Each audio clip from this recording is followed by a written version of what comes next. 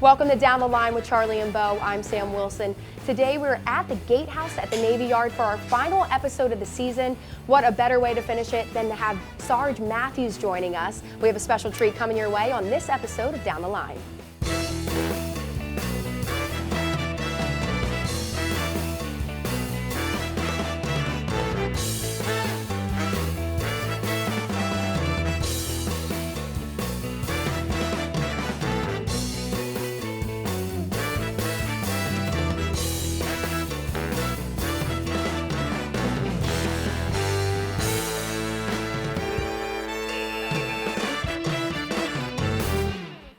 Down the Line is brought to you in part by the Valley Forge Tourism and Convention Board. Visit Montgomery County's main streets. Find out more at makeitmainstreets.com. By Shibe Vintage Sports, where there's a story in every stitch.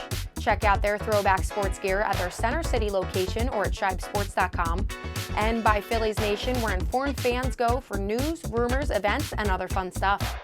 They're not just familiar faces. They're your friends and neighbors.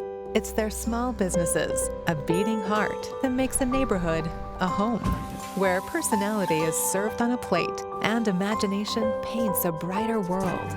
A place where fresh is always in stock with a personal touch passed down through generations. Support small and make a big difference. Make it local. Make it Main Street. Make it Montco. My name is Kenny Thomas and I'm the chief artist at Shibe Sports. I'm a big Philadelphia sports fan, a 4-for-4 guy. I learned how to screen print in high school. Started making my own t-shirts at home, slowly grew and grew until I needed to get a studio. My name's Alex and I print t-shirts for Shibe Sports. To actually be able to impact a culture with the things you make is one of the most important things an artist can ever do.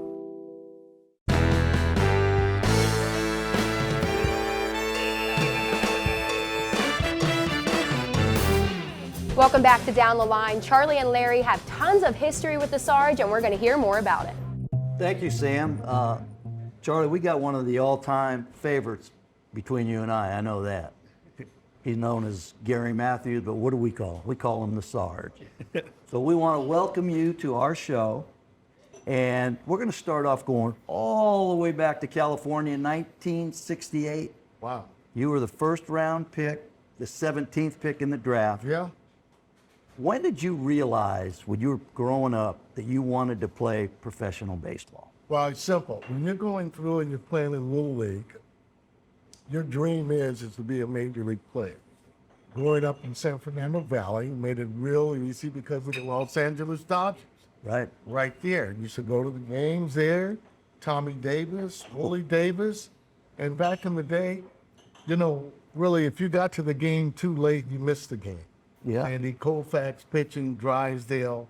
Those guys threw a lot of strikes, but you were out of there in about $140 minutes, simply because nobody was getting any hits back then against those guys. You mentioned all those players, which they had great Dodger teams, no question. Is there one guy that you said, I want to be like that guy? You'd never guess it in 100 years, so I'm going to go on and tell you. My favorite team in growing up was the New York Yankees. My favorite player was Elston Howard. Yeah. I had a tendency to gravitate to a lot of the catchers, and one of the best catchers of all time in the Negro League was Josh Gibson. Right. You know, Double Duty Radcliffe was a friend of mine, and he was also a catcher, but I didn't meet them until late, but you know, growing up, I was a catcher. Right. And I also played third base. You know, I realized You I picked the didn't right like ball position, tips. Sarge. You picked the... And I didn't like the ball that deep with those left-handers and that ball coming down there to third base. So I got out there in the outfield. Okay. And you know why I think, you mentioned the Yankees. I had a favorite player of the Yankees too, but you know why we picked the Yankees? There was always one game of the week every week, and the Yankees were on every week. Yeah, usually with Boston. Yeah, exactly. Yeah. You know, you mentioned Josh Gibson. I read an article that was really interesting. You basically told your two kids, I want you guys to know the history of the Black Baseball League. Is that a true story? Yeah. And Yeah. because I read those articles, it's unbelievable that they, two great kids he has, that they knew exactly what was going on Yeah, in the Negro Lakes. A lot of times too, you end up forgetting things that you say at the dinner table. And Junior reminds me of it that at the end I would say, "Thou shalt not have any 2-0 fastballs thrown by anybody at the table." And then we would go on because again, that's a count where you concentrate. But really, 0-0 is a count. I think really. You know, that you really concentrate. You know, real quick, when they first had the first free agency in '77, I had the opportunity to play with the Yankees. And they took Reggie Jackson, #1. They took me 2. And they took Gullett 3 to be able to talk with. And at that time, and you know how people take pride in hitting first. Yeah, right. Well, Thurman Munson was there. Let me tell you something. He was a bad actor. Okay. I played against him in AA. Okay, so you know what Yeah, I'm saying. I know exactly what you're Meadows saying. on that team, but I've learned from coming over in '81 to play with you guys that the more guys and the players you have that can play, the easier it is for you. They don't have time to concentrate on you at all. Getting behind Mike Smith, I got to tell you what. Yeah. I look fastball like 99.9% of the time. Right. And when it was 2-0, you could hear Mike said, "Hey, don't be swinging that ball in the dirt." And then the pitcher back then, he would look to see who's in the on deck circle. You know you're getting gas. Mike would be slinging that bat like, you know, oh my God. And then I look at him and go, "Ha, you got nowhere to go." Okay. Because it was a predictable pitch, knowing you were going to get a fastball. Well, both of you guys, obviously, big-time hitters with men on base. Charlie, give me your mindset with a man on base. Because I played with Sarge. He came up big all the time with men on base. What's your mindset? You know, a lot of guys panic, it seems like, big, especially the big boys. Right. The pitcher's in the jam, right? I think what Sarge hit on something real good, 0-0. And once you got to know the pitcher and you got some at-bats on him, and your memory comes into play, and that's what I call a good memory, is when you can, know. But at the same time, hitting in the count, but if there's a guy on second base and nobody out, my job is to get that guy over. Right. Now, and people will say sometimes, well, when you pull the ball, like you're hitting the one side of the diamond and you're not using the whole field. Well, like that's the only, after you stop and think, that is the only time that you really have to really concentrate on is hitting that hole for your left hand. Right. But I like pulling the ball, but also I want to hit the ball to left field, but I'm going to get the runner over. Right. And I'll tell guys something else, like when you're left-hand hitter, and nowadays when they don't play left-hand hitters against left-hand pitchers, they were the easiest ones for me to get over, because most of the time the breaking ball and stuff like that, right? And you could hit some weak stuff through the hole. Yeah, but that was just bouncing.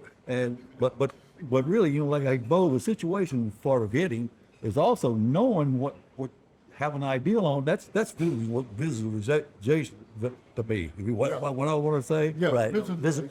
Yeah. When you go up there, and I got an idea on how to do that, and I stay with it, and that's my job. And you'll be successful. My favorite time to hit would be first and third, nobody out. That's my favorite time to hit.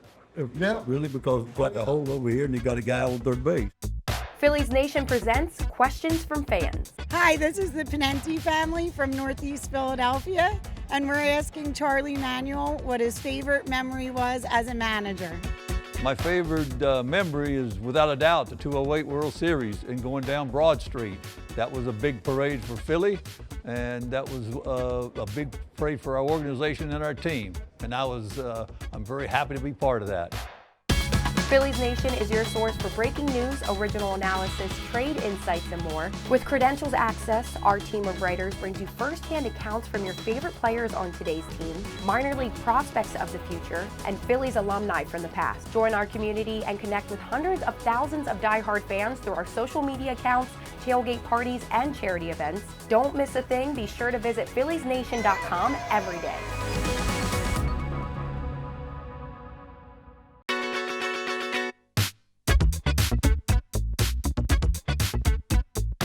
All right, we are back. But before we go into the talking about hitting with men in scoring position, what do we have here?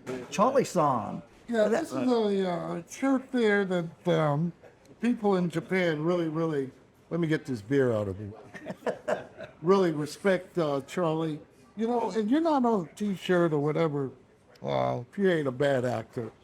So I wear this. I actually had taken it out to be able to bring it for the show since. I like that. Oh, yeah. I like it. Yeah. He gave me one, Bo. Did he? I still got it. All right. I think it's in my closet. Really, you know, like, actually, I didn't want to wear it. I wanted to keep it, you know, like, where somebody else could see it. Yeah, I like it. I wear it, and you know. All right, and let's get back to this hitting things, because maybe some of our young players that are growing up or want to know how to hit with men in scoring. But you were unbelievable. There's no question about that. And you took it to another level. And his favorite line was, "I got to play with him. Screw that helmet on and do some grinding." And that's exactly what you did. I think that year, and I learned, believe it or not, this from Mike Smith. Good hitters, you got to know the strike zone. Okay, it makes it so much easier to hit for you. I've always felt that the scoreboard dictates what you want to do at the plate and also at the field. May not want to dive at a ball with the bases loaded, you know, if you're winning by 2 runs. Scoreboard dictates what you're trying to do. I didn't need any kind of notes or whatever. You knew You what know, trip pitchers try to do. Well, exactly. I mean, there were certain ways they were going to get you out.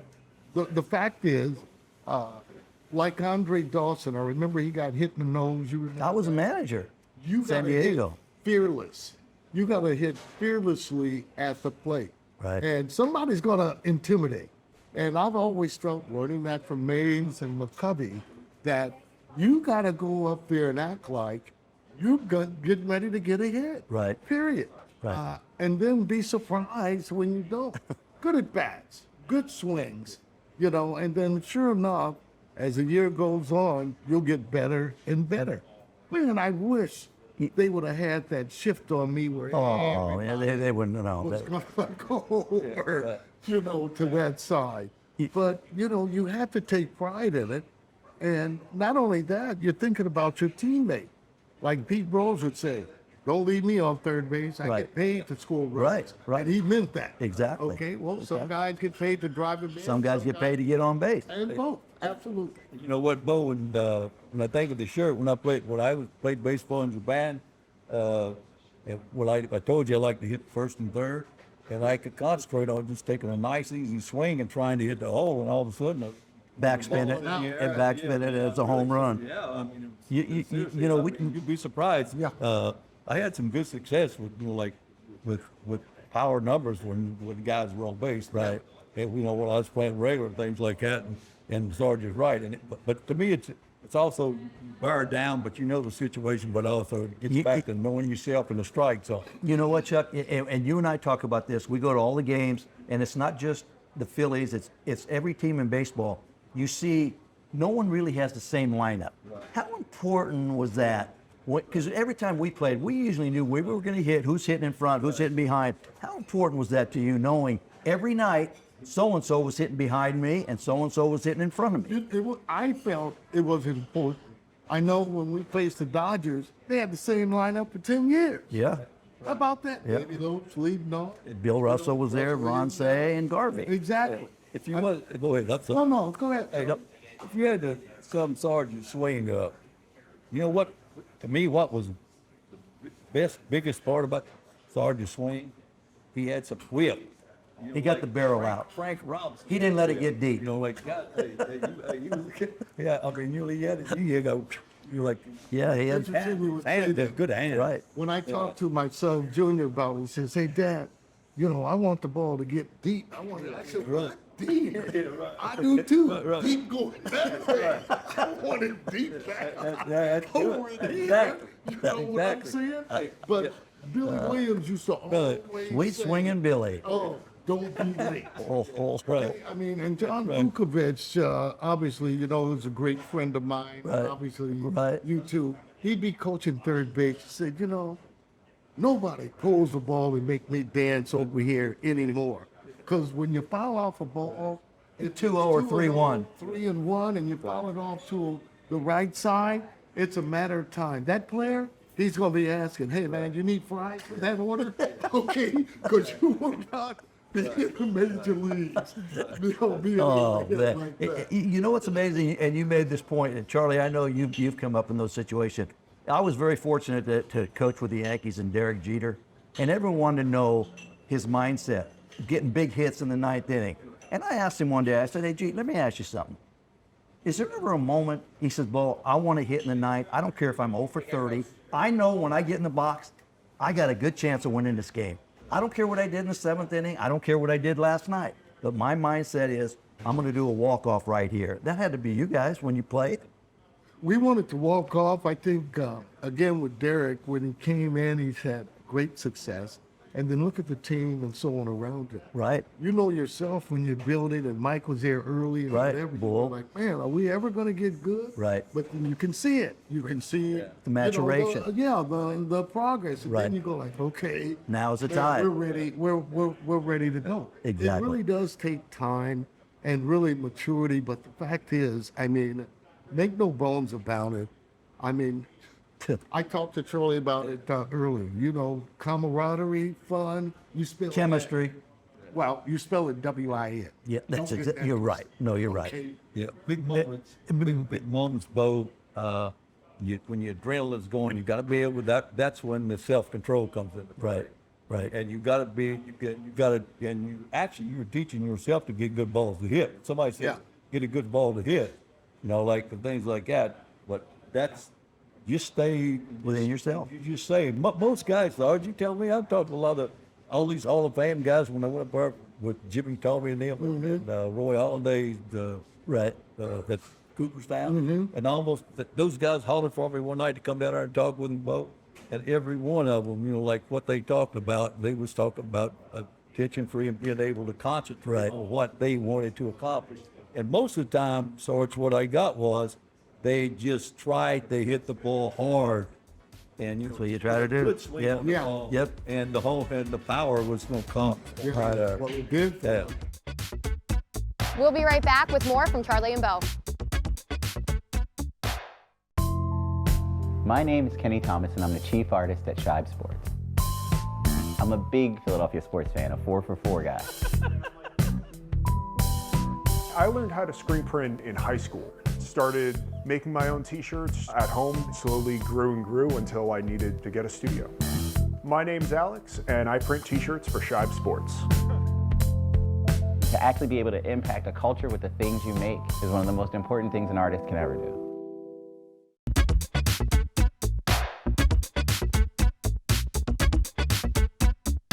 You know, we're going to delve into something here. A lot of people don't know this, but the Sarge is an unbelievable cook. From what I heard now, a wine connoisseur. They say he knows what he's doing when he picks out wines. But before we get into the cooking and wine, how many of the brims do you own? I don't know, maybe close to 400 or 500. Wow. I mean, I have them in boxes and so on. I mean, I kind of hate to say it that, you know, because I'm going through a divorce. I got a bunch of hats there. And they're going to be in storage. So, you know, I just got a whole bunch of hats that I haven't been able to count. But I got the hats, and I usually wear fedoras. And that is really showing homage to the Black Negro League. All right. I like that. All the guys with the Philadelphia Stars, they'd always have on their fedora. Shoes. They were looking clean. Even though they were in their wheelchair. Right. No animosity whatsoever, but I've been wearing these. That's awesome. My gosh, all my life. That's awesome. He gave me hats. He gave me like 3 or 4 hats. You know, like the flat hats he's wearing on the side. Right. Yeah, I actually designed Good 5 hats for Barack Obama. Oh, wow. It was a challenge too because his ears are so big. Because I didn't ever notice his ears. Now I'm gonna have to, every time I see him, I'm gonna check it out. Well, check your ears out too. I know, I got them out there. All right, now let me ask you this. Let's go into the cooking. Okay. When did that all start? Well, I mean, This started long ago in growing up in California. My mom taught me how to cook. She's from Montgomery, Alabama. All right. They migrated, my dad and I, from Montgomery to San Fernando Valley. I wondered why they didn't go on the Beverly Hills. Maybe the money might have had something to do with it. But anyway, she taught me how to cook everything from ribs, grits, lasagna. I make really great gravy, for sure. In the minor leagues, I used to cook when we were with Maddox and so on, Randy Moffett. Yeah, because the money wasn't too good. Money wasn't good, but just to be able to be there and cook, I really love to. I'm one of those Julius Childs type cooks. All right. Gotta have a bottle of wine, gotta have some music. I mean, if I'm on the Food Channel and you give me 30 minutes, I'm gonna walk it. I hear you. I'm just gonna leave. All right. There's nothing I can't cook, from a full Thanksgiving dinner to. That's awesome, man. Yeah. Now I'm going to delve into something else that might be a little sensitive here. Yeah. Now, you came out with a wine, with your own bottled wine, right? Well. Now, wait a minute. Now, let me finish, then you could go on. Okay. And now, Schmitty had a bottle of wine that he was sort of pushing. And I read your comments saying, man, Mike Schmidt's wine's nowhere close to my wine. Yeah. Now, can you comment on that? No, I said that. I mean, it has nothing. Mike's a good friend of mine. He's a great guy. I have nothing to do with his name or it was not good wine. I don't know what you want. Just don't know what you want me to say. But let me tell you, I grew up in the San Francisco Giants organization. Right.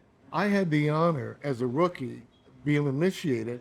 I had to not only take Willie McCovey's boom box, and back in the day, those were heavy. Those were real heavy. And carry those, but I had to take, at the time, I'll never forget it, Blue Nun and Matus. That was Willie McCovey's favorite wine and so on. There, he'd sit in the back of the bus. So I've gone now from Blue Nun, Matus, to Opus One and Silver Oaks. I mean, that's like Silver Oaks is pretty good. Oh yeah. Yeah. Oh, ask Lefty. Yeah. You'll tell me about that. But I love wine. I mean, I love cheese. I love good food. Music.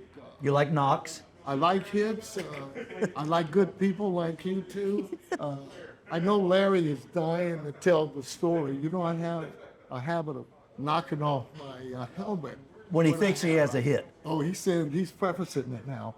So I hit the ball, and he's been dying to do this for years. Knocked my helmet off, right? I'm looking in the hole, and he's got it.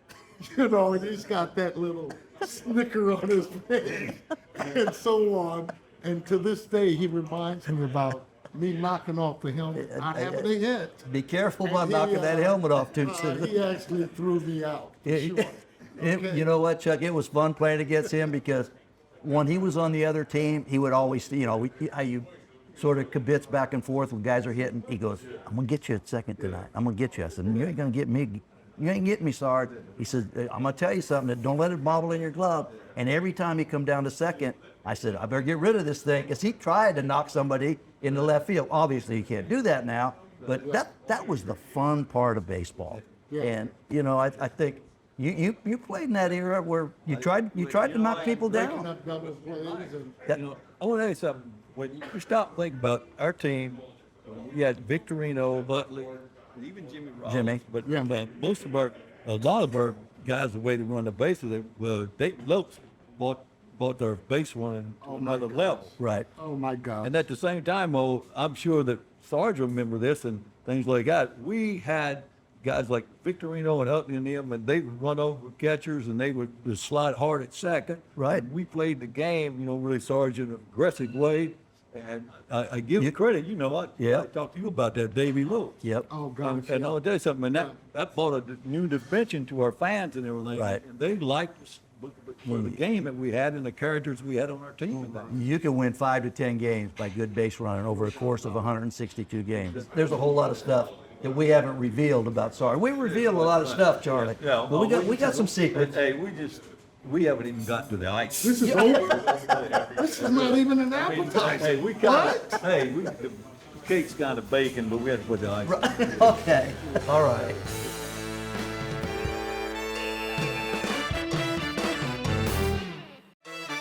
Well, I'm not much of a replacement for Sarge, but we're coming to the end of our first season, We had a fun time. What were some of your guys' favorite memories going throughout the season? You know what, Sam? First of all, thank you for hosting it. And with Charlie and I had a blast. I mean, we talked about it.